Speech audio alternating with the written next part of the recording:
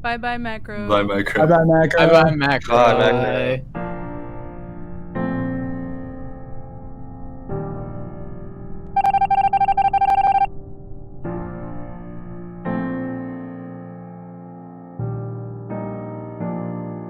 Here in space,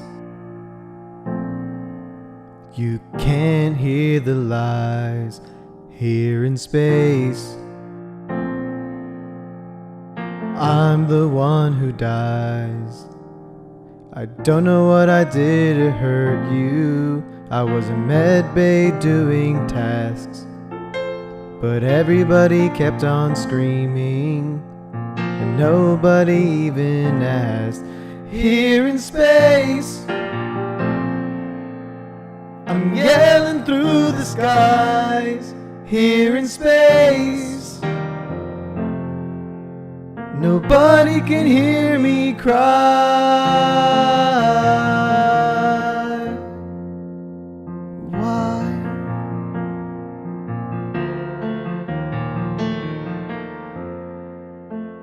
Why?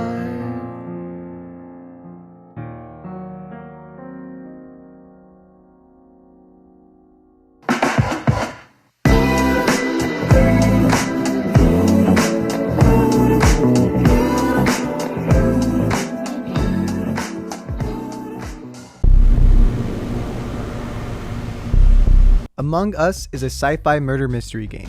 Developed by Innersloth, it was officially released in 2018. You heard me right, 2018, 2 whole years ago. And while it did okay then, it has become one of the most popular games played and streamed today. It's difficult to pinpoint exactly why this game grew a huge resurgence so late, but these big streamers like XQC playing it has probably helped boost its popularity the most. But perhaps it's also because the game is extremely simple. You and a crew of up to 10 people have to complete various tasks, some as simple as pressing buttons or connecting wires, or evil like the card swipes. Oh, come on!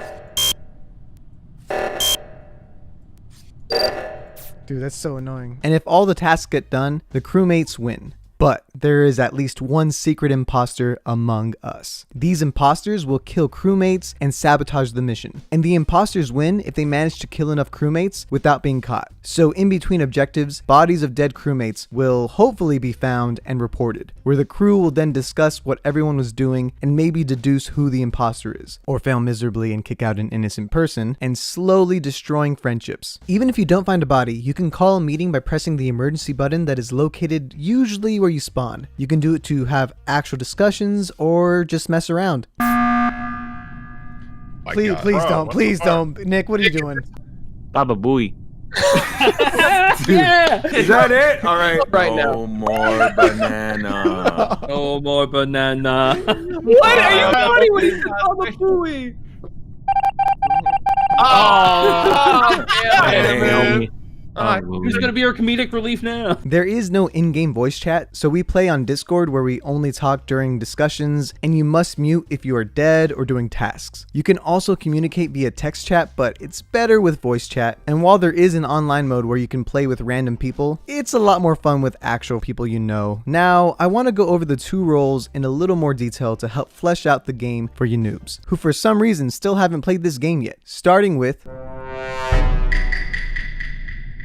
As a crewmate, you have to complete various tasks, some quick, some that aren't that quick or take a lot of brain power. Unfortunately, this means you will have to split up if you want to quickly get tasks done. But when you're alone, you risk getting murdered. However, even in death, your duty is to the crew. So you have to finish your tasks while a ghost. Some of these objectives can have animations on them so other crewmates can see that you're innocent if you're doing them right in front of people, but lately more and more people prefer these animations to be off, making the game harder and more suspenseful to play. As a crewmate, you need to stop sabotages from ending the game, like reactor melting or oxygen depleting. If you see a dead body, you will get the option to report and civilly discuss what went down. But if you can't prove your innocence, they may think you're the imposter and self-reported. So be prepared to defend yourself. There are 3 different maps you can play on. The Skeld, a spaceship and the best map in my opinion. Mira, a smaller map with less hallways and isolated areas. And Polis, a more outdoorsy map. Each of these maps have unique tasks, and a couple overlapping tasks like wires are everywhere. And each has their own type of security system that anyone can use to get more information. The Skeld has cameras that can be used to see some corridors all at once, and a system to see how many people are in each room. Mira has a computer that says where people are going in real time, and a device showing how many people are in each room. And Polis has security cameras and a vital station that lets you know if anybody has died. These stations should be used a lot more if you want a better idea of what is going on, and also to make the imposter's job a lot harder.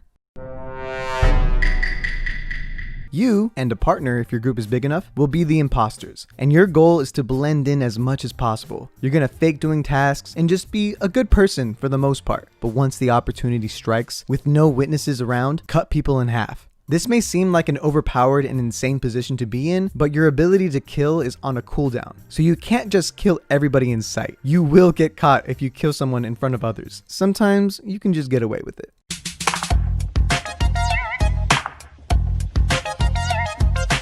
To help your escape from a crime scene go smoothly, there are vents throughout the map that only imposters can use, and these can make it seem like you weren't even in that room at all. But if people see you go into a vent, you better do your best to kill them before they report you. Oh, Condi, please don't kill me. Condi, please don't kill. Please, report. I saw him. It's Condi. It's Condi. It's Condi. It's Condi. Imposters have various ways to sabotage enemies: shutting doors, turning off the lights, making the reactor melt down, etc. And you should learn how each of these work and how they can benefit you as an imposter. For example, sabotaging the reactor or the oxygen can split groups up, and turning off lights can make crewmates unsure who killed anybody because it's so dark and scary. In those beautiful moments where there are 2 imposters and 2 lonely crewmates, you can go for the double kill, which is so strong for getting a quick W. But there's no real way to coordinate that you're going to go for a kill, so you have to have faith in your teammate. Big tip: make sure that when you're faking a task, you understand where they are and how long it takes to do them, or people will get a little bit suspicious. As an imposter, you can self-report the bodies of the people you kill, but it's kind of a risky play, so do that sparingly. But yeah, murder everyone and blame it on someone else. It always works. So the beauty of this game is that there are no set rules. You and your friends can decide the map, the number of imposters, kill cooldown, player speed, player vision, and the amount of tasks people have to do. And you can choose to turn off animations for tasks, and even turn off whether or not you know if a player is an imposter or not when you eject them out of the ship. If you do it this way, we call it hardcore mode. This type of game mode requires a lot more brain power, but can be just as, if not more fun than the regular game mode. Seriously, the type of combinations you can come up with are endless. We broke the game by making us all choose colors as our names while not wearing that color body, and it was honestly confusing but so much fun. So if you have a cool idea for a game mode, let me know the details of how to play it, like what the settings are, and then type it in the comments, and we may try it on stream. This game costs nothing. I think it's like $5. It's also super duper easy to learn. Don't get me wrong, noobs will have a hard time against people that have played it a lot, but after about 3 to 4 games on the map, you should get a rough idea of where everything is. This game has also introduced me to so many new people, and I've made so many new friends, while also completely ruining the relationship I have with a lot of other friends because, you know, that's that type of game. Its art style is really funny and so simple. And as I mentioned previously, there is unlimited potential for the type of game modes that you could play in this game.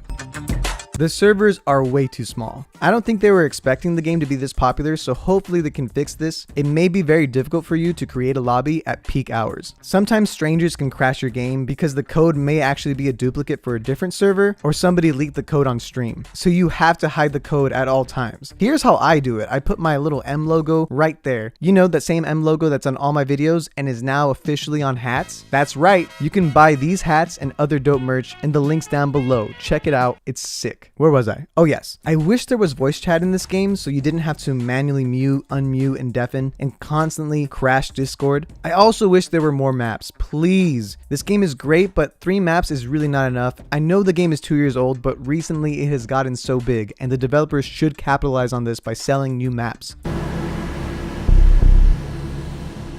Among Us is just such a fun party game. And during these tough times of quarantine and being stuck at home all the time, this is one of the best ways to hang out with your friends. It's obviously not perfect because it wasn't expecting to be this big, but I personally think it's one of the better games to play right now. But in spite of all its flaws, it's extremely affordable and it has so much fun packed into this little game. So I'm going to be giving Among Us a solid 9 out of 10. But what do you think? Have you played this game? And if so, did you like it? Did you hate it? Let me know in the comments down below. Okay guys, I've actually made this entire video while stuck in space and I'm running out of oxygen, so I'll catch you later. Ya noob.